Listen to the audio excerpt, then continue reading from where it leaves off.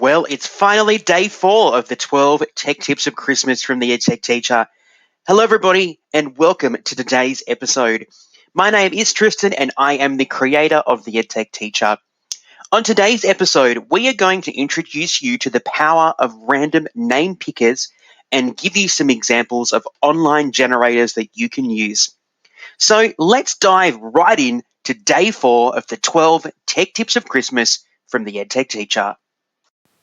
Today on the show, we're going to have a look at random name generators, which I think are a fantastic tool to use in the classroom for a variety of reasons. And I'm going to show you some of those reasons today. Now, I'm going to admit that today's tech tip is inspired by another awesome EdTech art, and I actually learnt this one from an awesome person called Diana Feder, who is actually the creator of the Not Another Email PD. So if you want to know a little bit more about Diana and go and see some of her awesome tips, you can find her on Facebook. You can also go check her out online. So Not Another Email PD for some great inspiration from another awesome EdTech art.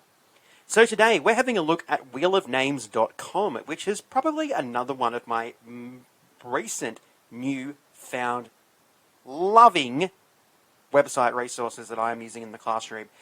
Don't know if the kids like it as much as I do, but I love it. So I'm going to show you a little bit about Wheel of Names today and what you can do with it to integrate it into your classroom.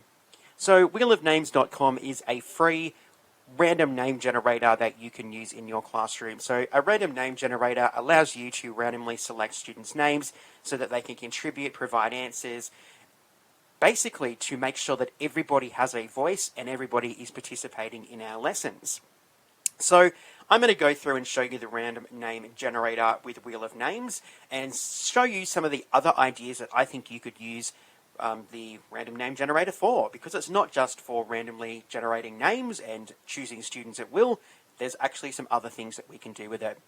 So I am currently on the Wheel of Names homepage here, and you can see that this is what your random name generator will look like after you have created it. Oops, I have just picked a winner there, and Daya is our winner. So I'm just going to remove her, and I'll show you how you can do those amazing features and functions a little bit later. So all we do to create our wheel is we enter our students' names here. We can also add images as well. Basically then, we click on the wheel, it spins, randomly selects a student, and that student will be the student that we ask for a comment, a question. We might get an opinion, something from them, okay? So I'm going to remove Charles there, so we can see that as we continue to remove and share, have a student share, these segments become bigger, which means the chance of being selected gets a little bit smaller. So let's go and have a look at how we can use Wheel of Names. So we've got a whole heap of tabs up the top here which we can use to create our wheel.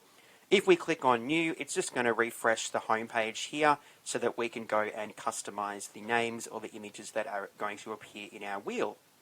We can also open any saved wheels that we have created here. So you can see that I've saved a wheel for my Year 11 English Studies class, and you can see that it's been saved under my account. So you can actually connect this to an account, and in this case it's actually one of my G Suite accounts. I think it's my school account, so that I can go back and access that wheel later on if I'd like to reuse it. Again, I can save my wheels, which is fantastic, so you can save it, or you can save it as an existing wheel if you would like. Really great if you don't want to have to keep going back and recreating the same wheel for the same class over and over and over again.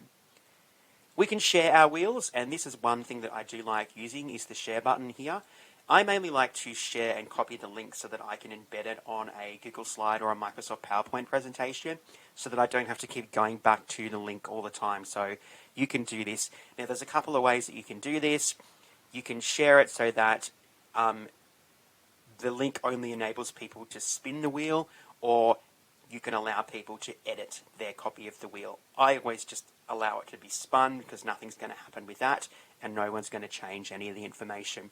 So you can use the shareable link there if you would like to. This is another really great aspect of it. You can actually come in here and customize a lot of the features with the wheel. From the spin, you can change the sound. All right, you can decide how allow duplicates on the wheel. You can spin it, the spin time, the maximum number of names. All right, so many customizable features here. You can decide what happens after the spin has been completed. Is there an applause? What kind of sound is going to happen? You can decide if you animate the winning entry, launch the confetti like I had, auto remove the winner. All right, there's a whole heap of customization features there. You can change your colors. So if you want to use a particular color, okay, there's some themes there that you can also choose from. And you can also add an image to the center of the wheel if you would like to do that. So some really great customizational features that you can use with Wheel of Names. So all you do to use Wheel of Names is essentially what is just here over on my right hand side of my page. So you put your student names here and it's going to create our wheel.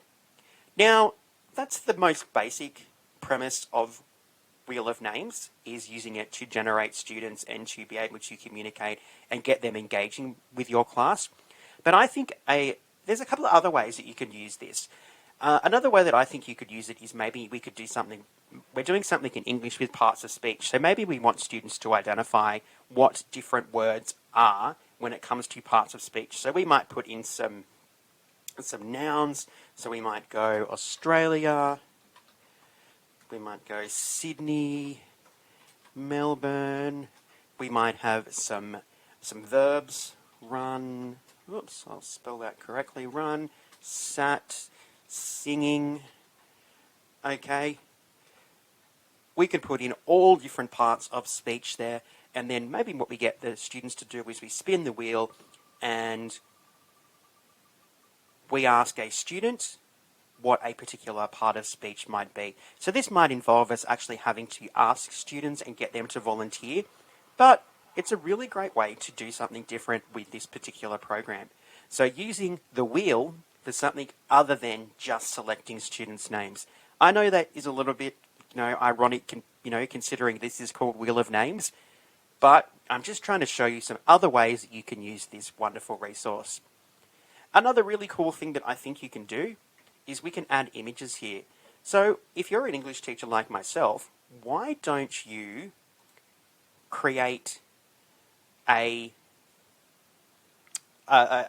wheel of something like settings? So maybe we want to do some settings for a novel or a story that the students are writing. So let's go and add some settings here. I've just got some settings that we might have.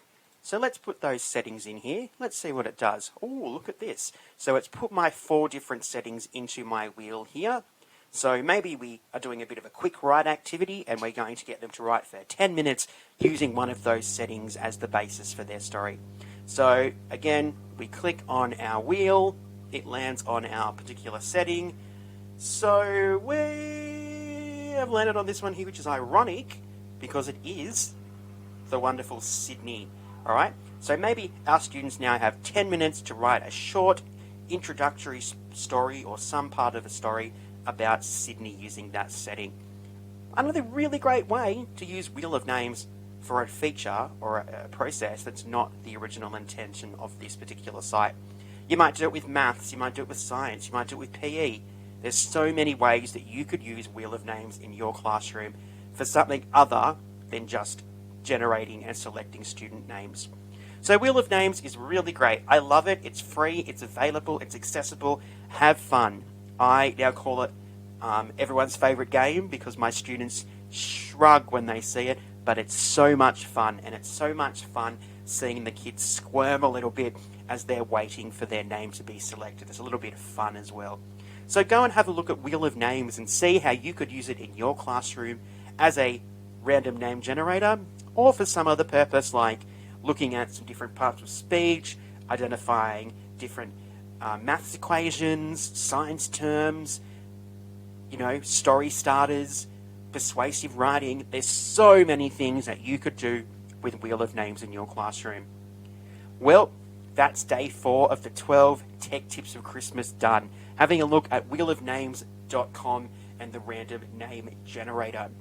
Well, I know Santa is on his way, but we've still got a few more days left of the 12 Tech Tips of Christmas. My name is Tristan. I am the creator of the EdTech Teacher, And join us again tomorrow for our next 12 tech tips of Christmas video right here at the EdTech Teacher. Until tomorrow, everybody, stay safe.